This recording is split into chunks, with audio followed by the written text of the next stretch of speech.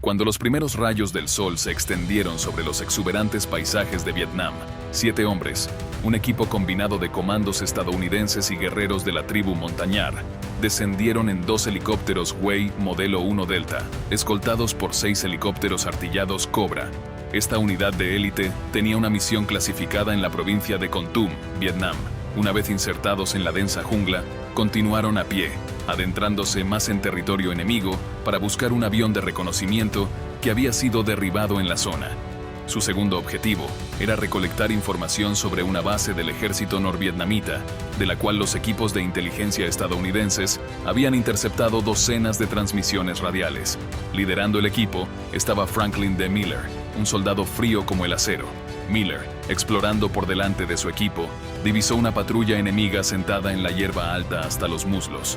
Contó más de 30 soldados antes de deslizarse de nuevo en la espesura para informar al controlador aéreo que orbitaba sobre ellos en un avión de carga C-130. Todo iba según lo planeado al amanecer, pero en cuestión de horas, la misión se convirtió en una pesadilla que obligaría a Miller a luchar por la supervivencia de sus hombres durante el resto del día. Franklin D. Miller se alistó en el ejército estadounidense el 17 de febrero de 1965. Tras completar su entrenamiento básico e instrucción avanzada de infantería, pasó el curso de fuerzas especiales en Fort Bragg, Carolina del Norte. En marzo de 1966, fue desplegado con la primera división de caballería en An Khe, en las tierras altas centrales de Vietnam del Sur. Durante sus 2 primeros recorridos, de lo que eventualmente serían 6, realizó labores de reconocimiento aéreo y terrestre durante 2 años, antes de ser asignado al 5º Grupo de Fuerzas Especiales.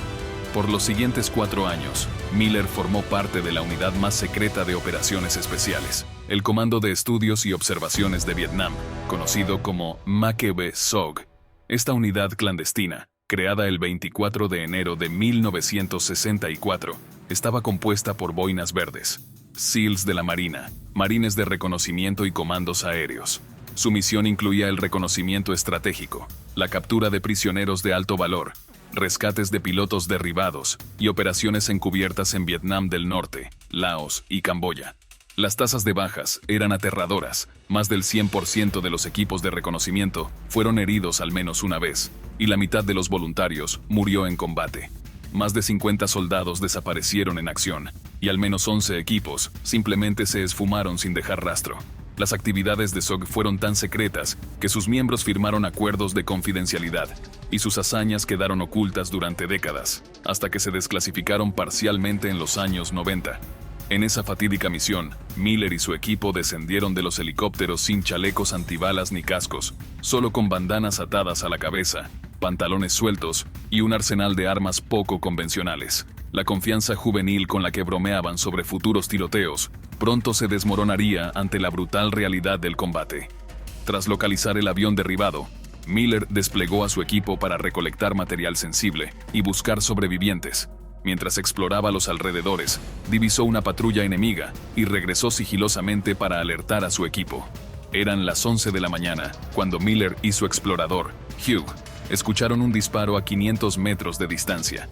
Miller anotó la hora y la dirección del disparo en su libreta, pero antes de guardarla en su bolsillo, una explosión lo sacudió violentamente. La detonación levantó una nube gris y los restos del bosque llovieron sobre ellos, piedras, hojas y astillas. Uno de los soldados se tambaleó hacia Miller, en estado de shock, con la mandíbula destrozada y el uniforme hecho jirones. La trampa explosiva había herido a 5 de los 7 hombres. Solo Miller y Hugh permanecían ilesos. De repente, 40 soldados norvietnamitas emergieron de la maleza y comenzaron a disparar. Miller y Hugh aguantaron la posición, cambiando cargadores frenéticamente y disparando con precisión mortal. Sin saber si su equipo seguía con vida, Miller se arriesgó a correr hacia la zona de la explosión.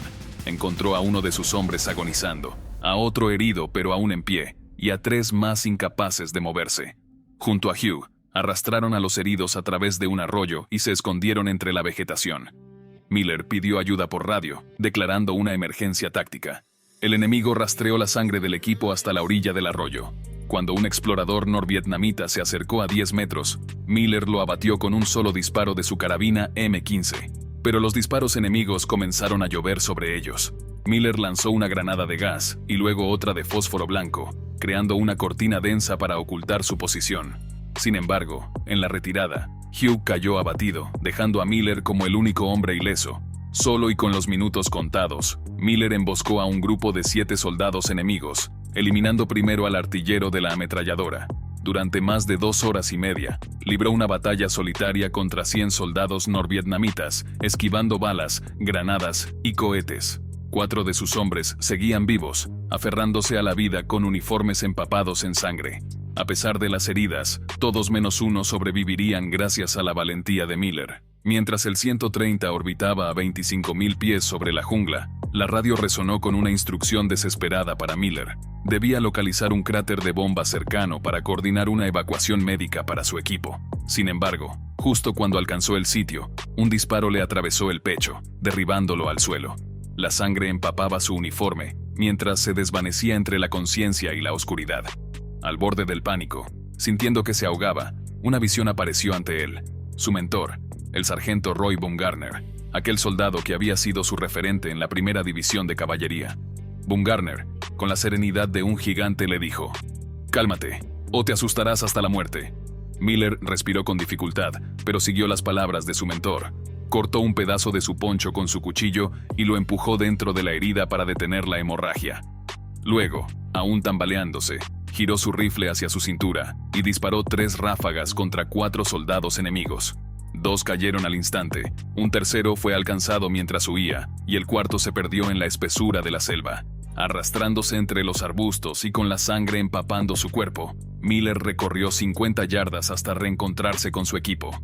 Empujó y arrastró a cada miembro hasta el cráter, mientras Hugh y Hobart, heridos de gravedad, intentaban mantener la seguridad. Cuando parecía que la resistencia sería inútil, un helicóptero Huey descendió apenas a 5 yardas del cráter, pero tuvo que elevarse rápidamente cuando decenas de soldados norvietnamitas atacaron con morteros, cohetes y fuego automático. Miller, sangrando y con el brazo izquierdo destrozado por un nuevo disparo, repelió oleada tras oleada de soldados enemigos, sosteniendo su rifle con un solo brazo. Las horas pasaban, la noche se cernía sobre la jungla, y su munición se reducía a un solo cargador y una granada que había recogido de un compañero caído. Sabía que sería su última batalla. En medio de su delirio, Miller distinguió una figura entre la vegetación, portando una ametralladora M60 y haciendo señales con la mano. Era una fuerza de rescate, un pelotón de montañards apoyado por asesores estadounidenses. La ayuda había llegado. Los helicópteros regresaron y Miller, negándose a ser evacuado hasta asegurarse de que todos los sobrevivientes estaban a salvo, fue el último en abordar. De los 7 miembros de su equipo, solo 3 vivieron para contar la historia. Miller, Hugh y Hobart sobrevivieron a la carnicería de aquel día. Inicialmente, Miller fue recomendado para la Cruz de Servicio Distinguido, pero debido a la magnitud de su valentía, su reconocimiento fue elevado a la Medalla de Honor, que le fue entregada por el presidente Richard Nixon en la Casa Blanca el 15 de junio de 1971. «No sentí que hubiera hecho nada especial», diría Miller más tarde. «Solo hice lo que era necesario». Tras recibir la medalla, Miller pidió regresar a Vietnam. Durante 6 intensos despliegues, participó en operaciones secretas y misiones de incursión, cruzando las fronteras de Laos y Camboya en misiones que aún hoy permanecen en las sombras. Se retiró del ejército en 1992 como sargento mayor y comandante, con 6 corazones púrpura, 2 estrellas de bronce con distintivo de valor, una estrella de plata, una medalla aérea y la medalla de honor. Miller solía decir a los nuevos reclutas de las fuerzas especiales: «Comparte tus miedos contigo mismo y tu valentía con los demás, porque inspirarás a las personas a hacer cosas increíbles». Falleció a los 55 años en el año 2000, dejando un legado inmortal de sacrificio y heroísmo. Si te ha impactado su increíble lucha por la supervivencia, suscríbete para descubrir más relatos de soldados que desafiaron lo imposible. Y no te pierdas nuestro próximo video.